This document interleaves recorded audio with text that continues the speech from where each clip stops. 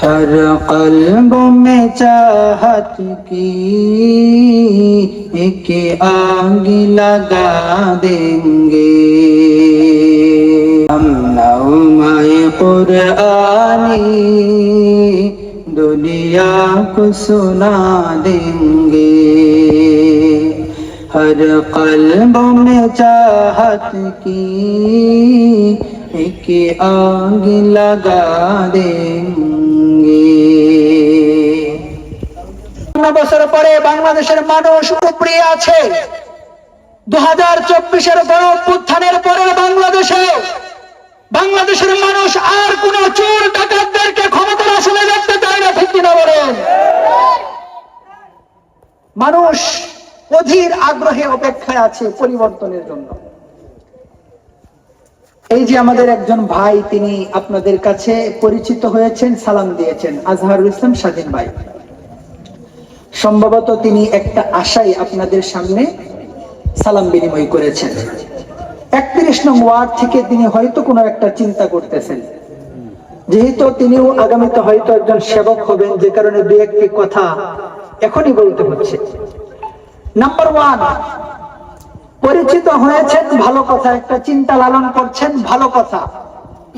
কিন্তু আপনার কাছে আমার ছোট্ট মানুষ হিসাবে একটা আবদার থাকবে, অতীতের যেই শাসকরা এসেছে, অতীতের যেই সেবকরা এসেছে, আপনি যদি নিজেকে তাদের চেয়ে ব্যতিক্রম এবং পরিবর্তিত কেউ প্রকাশ করতে ব্যর্থ হন, তাহলে জনগণ আপনাকে গ্রহণ করবে না, ঠিক কিনা? জোরে করেন। কিন্তু আপনি যদি গতানুগতিক বাংলাদেশের 53 বছরের ইতিহাসকে চিন্তায় রেখে, আপনার দর্শনের সামনে রেখে, নির্বাচনের আগে মানুষের হাতে পায়ে ধরে ক্ষমতায় বসার পর জনগণকে আর চিনে না, ঠিক না ঠিক?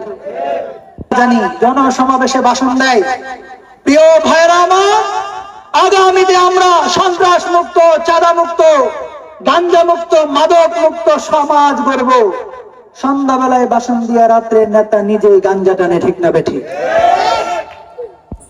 আপনিও যদি ওই ধারায় যেতে চান, তাহলে 31 নং ওয়ার্ডবাসী আপনাকে গ্রহণ করবে না, ঠিক না ঠিক?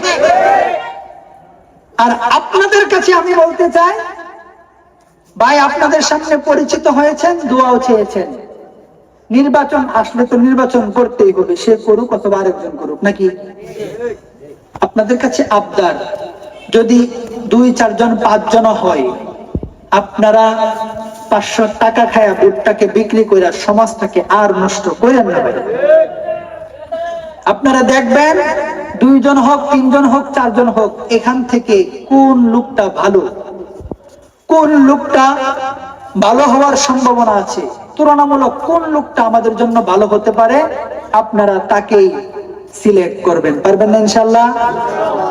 আমি আবার ভাইয়ের পক্ষে ডুল পিটাইলাম না, ডুল পিটাই বলতে পারি, আমি যে কয়দিন যাবৎ ওনার সাথে আমার পরিচয়, আমি এখন পর্যন্ত কোনো একদিন ওনারা একটা সিগারেট টান দিতে দেখি নাই।